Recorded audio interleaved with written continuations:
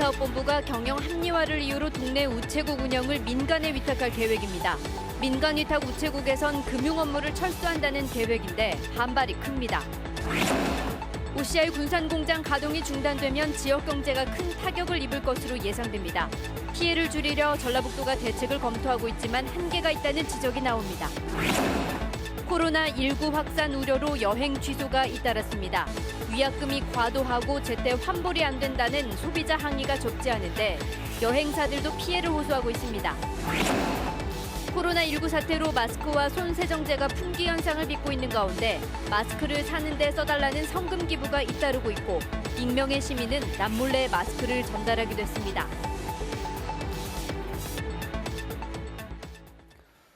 여러분 안녕하십니까?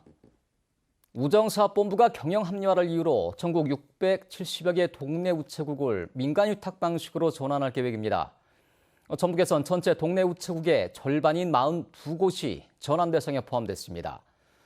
이렇게 되면 우체국에서 금융 업무를 볼 수 없게 되고 더구나 민간 위탁자가 없으면 문을 닫을 수밖에 없습니다. 하원호 기자가 보도합니다. 전주 구도심에 있는 우체국입니다.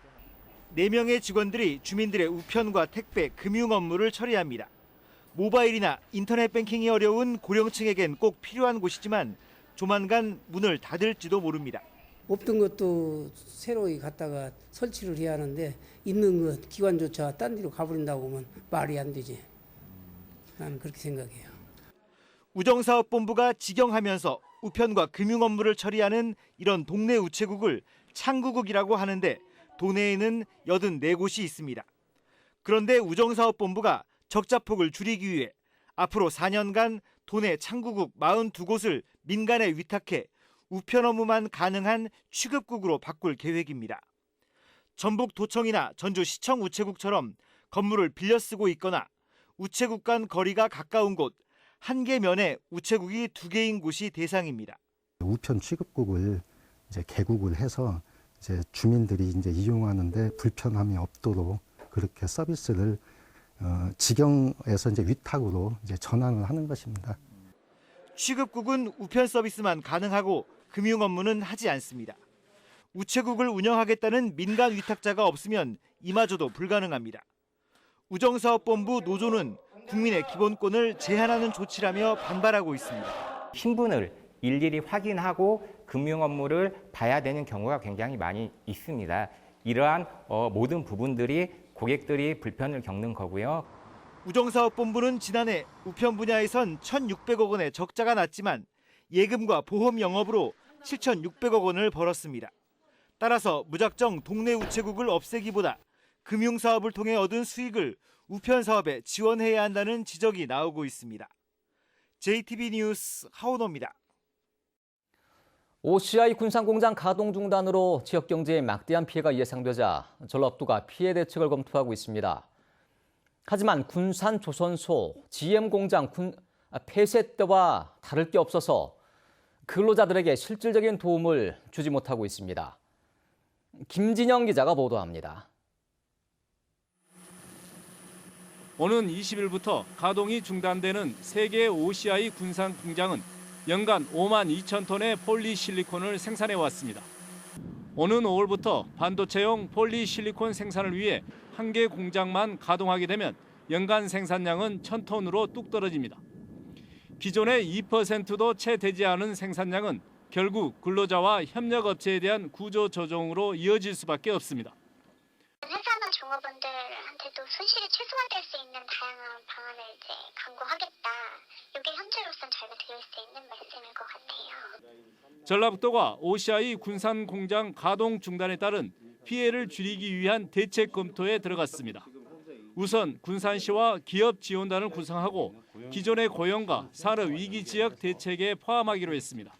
또 일자리를 잃은 근로자들에 대해서는 재취업 교육을, 협력업체에는 경영안전자금을 지원할 방침입니다. 협력업체라든지 또 이러한 부분들이 지역 경제에 미치는 영향을 최소화하기 위해서 다각적인 그런 방안을 마련하고 대응해 나갈 계획입니다. 그러나 성과가 기대에 미치지 못하는 군산조선소와 GM 군산공장 폐쇄 때 나온 대책과 별반 다를 게 없어 한계를 보이고 있습니다. 뒤늦게 지은대로 뭐 방침이다 뭐다 나왔지만 한번 쓰러진 걸 다시 일으킨다는 게 힘들잖아요. 국가 차원에서 좀 더 협조라든가 뭐 이런 보완 대책을 좀 해주시면. 군산조선소와 GM 군산공장의 잇따른 폐쇄. 이번에는 OCI마저 구조 조정에 나서면 더 많은 근로자와 협력업체가 거리에 나앉을 게 뻔한 만큼 이들의 고통을 덜어줄 실질적인 대책이 절실해 보입니다. JTB 뉴스 김진영입니다. 코로나19 사태 때문에 여행 가려다 취소하신 분들 많으시죠? 이 과정에서 위약금이 과도하고 환불은 제때 안 해준다는 소비자 항의가 이어지고 있습니다. 반면 여행사들은 여행사들대로 어렵다며 하소연을 하고 있습니다. 주혜인 기자입니다. 지난달 말 지인들과 베트남 여행을 계획한 A씨.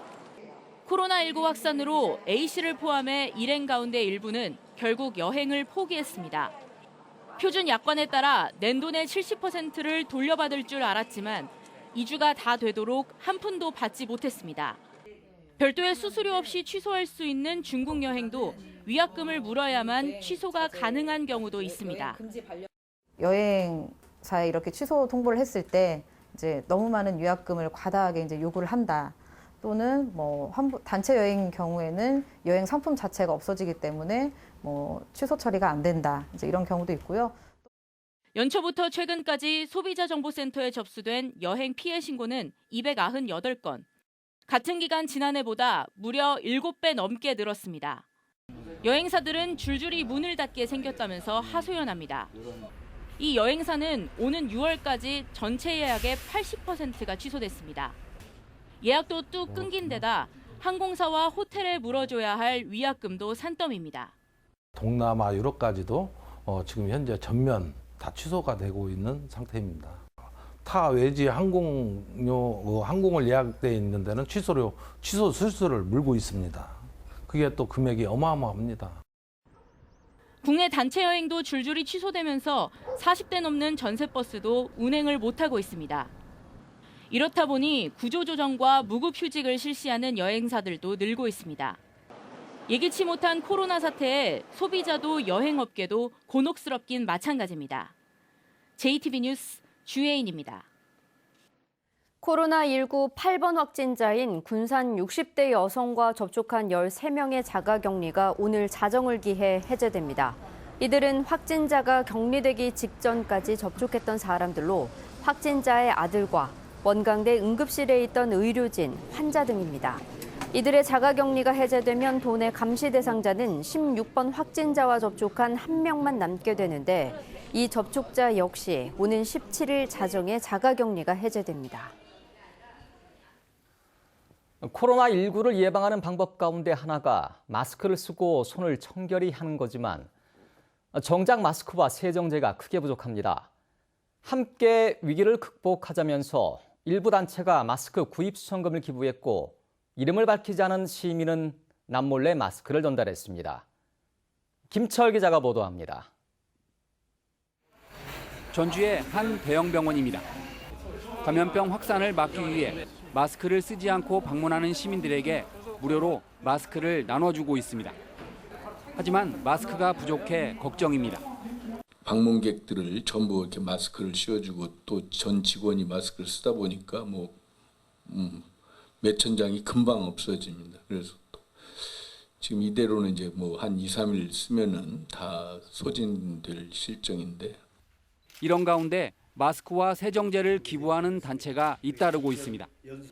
전북사회복지공동모금회 1억 원, 국민연금공단 1,000만 원, 한국국토정보공사가 500만 원을 전라북도에 마스크 기부용으로 건넸습니다. 마스크는 지금 처음입니다. 전북 지역이 가장 강력하게 이 대응할 수 있도록 저희들이 사회복지기관에 마스크하고 손세정제를 기부토록 하고 있습니다. 전라북도는 마스크와 세정제의 긴급 배포를 시작했습니다.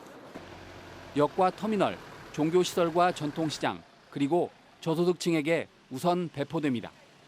마스크 27만 개, 그리고 손 소독제 6만 개 등 각계각층의 기부 협조를 받아서 취약계층에게 적절하게 배포를 해서 이 코로나 바이러스 사태가 조기에 종식될 수 있도록 최선의 노력을 다하고 있습니다. 지난 7일 한 익명의 기부자는 군산 소방서 사정 119 안전센터 앞에 마스크 250개가 담긴 상자를 놓고 사라졌습니다. 감염병을 함께 이겨내자는 따뜻한 마음이 훈훈한 기부로 이어지고 있습니다. JTB 뉴스 김철우입니다. JTB가 어제 보도한 경찰의 신고자 정보 노출 의혹과 관련해 전북지방경찰청이 감찰 조사에 착수했습니다. 지난 10일 군산경찰서는 폭력 조직원들의 집단 폭행이 이뤄지고 있다는 신고를 받고 출동해 조직원 5명을 검거했습니다. 이후 검거된 조직원이 신고인을 지목하고 외부 동료들에게 보복 폭행을 지시한 걸로 알려져 경찰이 신고자 보호 관리를 허술하게 하면서 정보가 유출됐다는 의혹이 불거졌습니다. 전북경찰청은 군산경찰서 조사실 내부 CCTV 영상과 지시를 내린 것으로 추정되는 조직원의 휴대전화를 확보해 분석 중이라고 밝혔습니다. 이재영 신임 전주지방법원장이 취임했습니다. 이재영 법원장은 취임사에서 성심을 다하는 좋은 재판과 훌륭한 사법 서비스로 국민에게 신뢰받는 사법부로 거듭나기 위해 최선을 다하겠다고 밝혔습니다. 서울 출신인 이재영 법원장은 대법원 재판연구관, 사법연수원 교수, 부산고등법원 부장판사 등을 지냈습니다. 선거 때마다 후보자들은 다양한 공약을 내세우지만 당선된 뒤에 제대로 지켰는지 검증할 제도적 장치는 없습니다. JTB 전주방송은 총선을 앞두고 전북 국회의원들의 5대 핵심 공약 이행 실태를 분석했습니다. 오늘은 먼저 전주 지역 새 국회의원을 살펴봤습니다. 정원희 기자입니다. 전주시 갑 김광수 의원은 노블레스 오블리주법을 1순위 공약으로 내놨습니다. 먼저 초고소득자에게 최고 세율 45% 부과를 약속하고 법률안을 발의해 국회에서 최고 40% 부과로 수정 가결시켰습니다. 국회의원과 고위공직자의 자원봉사 100시간 의무화는 보류됐습니다. 2순위 공약인 지방의원 주민공천제도 마찬가지입니다. 벽이 좀 컸죠. 지방의원들을 말하자면 국회의원들이 일정하게 자기 영향력 하에 두려고 하는 의도들이 여전히 강하게 있어서 3순위 공약인 청년 문화예술인의 거리 조성, 창작활동 지원은 순차적으로 예산을 확보해 진행되고 있습니다. 4순위 공약인 장애인과 노인 취업 지원센터 도입도 성과를 냈습니다. 통합형 노인 일자리 센터는 시범 사업이 예정돼 있고 노인 인력 개발원 전북본부 유치에 힘을 보탰습니다. 새만금 신공항과 신항만 건설 등 5순위 공약의 성과 역시 컸습니다. 전주시 을 정운천 의원은 가장 먼저 대기업 유치로 좋은 일자리 5만 개 창출을 내세웠습니다. 하지만 탄소 관련 기업 유치로 공약을 바꾼 뒤 관련 예산 확보를 도왔습니다. 2순위 공약인 전북 1조 원 사회적 기업 펀드 조성은 중단됐고 국민연금 기금운용본부 안착인 3순위 공약은 금융투자 전문 대학원 설립에 초점을 맞췄지만 이루지 못했습니다. 4년 연속 예결위 활동을 하면서 4순위 공약인 새만금 개발 예산을 확보하는 데에는 큰 공을 세웠습니다. 작년에 얘기한 거를 다시 총리나 이게 일단 관계되는 장관이나 또는 그 국장 모든 사람들한테 또 재점검을 하고 또 그 다음에 가서는 또 재점검을 하고 또 확인을 하고 마지막인 전주와 완주 통합 추진은 전주 특례시 지정으로 공약을 바꿨지만 속도를 내지 못하고 있습니다. 전주시 병 정동영 의원은 1순위로 내세운 전주 역세권 도립기술장인학교 건립을 VR, AR 콘텐츠 제작센터로 바꾸고 지난해 완공을 도왔습니다. 전주역 신축 계획도 이끌어냈습니다. 2순위 공약인 종합운동장 밀레니엄파크 조성은 지키지 못했지만 법원 이전 부지 디지털 도서관 건립인 3순위 공약은 한류박물관으로 바꾸고 설계비 10억 원을 확보했습니다. 4순위 공약인 송천동 청년파크 조성도 에코시티 복합 커뮤니티 센터 건립으로 바꿔 이행되고 있습니다. 자영업자들을 위한 5순위 공약은 소상공인 기본법 국회 통과로 이뤄냈습니다. 법적 근거를 마련해 줌으로써 중앙정부와 지방자치단체가 이제 예산을 통해서 소상공인 자영업자들을 육성하거나 지원하거나 하는 이제 그럴 수 있는 제도적 틀을 만드는 이제 노력을 한 거지요. 이번 주 현장 스토리 판에서는 전주 지역 국회의원 3명의 5대 핵심 공약 이행 실태를 자세하게 전해드립니다. JTB 뉴스 정원익입니다. 국가인권위원회가 전북 5곳을 포함해 전국 38개 지자체 장학회가 이른바 명문대와 의학계열 입학생만 주는 장학금은 차별이라면서 개선이 필요하다는 의견을 냈습니다. 이 같은 의견 표명에 장수군과 무주군 장학재단은 이미 지급 기준을 개선했고 부안군 장학재단도 개선을 추진하기로 했습니다. 하지만 2개 군의 장학회는 인권위의 기존 지급 기준을 유지하겠다는 뜻을 밝힌 것으로 전해졌습니다. 공공기관 추가 이전에 대비해 전담 조직을 서둘러 설치해야 한다는 주장이 나왔습니다. 전라북도 의회 이명현 의원은 그동안 한국농수산대 멀티캠퍼스 논란과 경기도의 5급 승진 후보자 자체교육 움직임, LX 드론센터 경북 설치 가능성이 나올 때마다 전라북도는 한 박자씩 늦게 대응했다고 지적했습니다. 이 의원은 공공기관 추가 이전 문제도 조만간 구체화할 것으로 예상되는 만큼 하루빨리 전담 조직을 설치해 수시로 관련 동향을 파악하고 빠른 의사결정을 해야 한다고 강조했습니다. 더불어민주당 박희승 전 지역위원장이 남원 임실 순창 선거구 출마를 선언하고 주요 공약을 제시했습니다.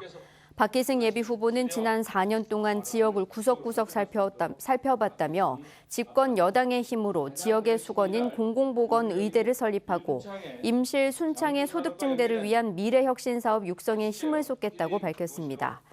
박희승 예비후보는 전북이 유례 없이 좋은 기회를 맞고 있다며 4년 전 문재인 당대표가 영입하고 야당 주요 인사들과도 긴밀하게 소통하는 자신이 지역 발전을 이끌 적임자라고 강조했습니다. 전주지법 제2형사부는 지적장애가 있는 의붓 아들을 숨지게 한 뒤 시신을 유기한 혐의로 기소된 58살 A씨에게 무기징역을 선고했습니다. A씨는 지난해 9월 임실군 성수면 한 도로가 차 안에서 당시 20살이던 의붓 아들을 둔기로 때려 숨지게 한 뒤 시신을 인근 농로에 유기한 혐의로 기소됐습니다. 내일 아침 최저기온은 무주 0도, 익산 4도, 전주 5도 등을 보이겠습니다. 낮 최고 기온은 15도에서 18도로 오늘보다 7, 8도가량 크게 올라 3월 말에 해당하는 봄 날씨를 보이겠습니다. 포근한 날씨는 토요일까지 이어지겠습니다. 미세먼지 농도는 보통 수준을 보이겠습니다.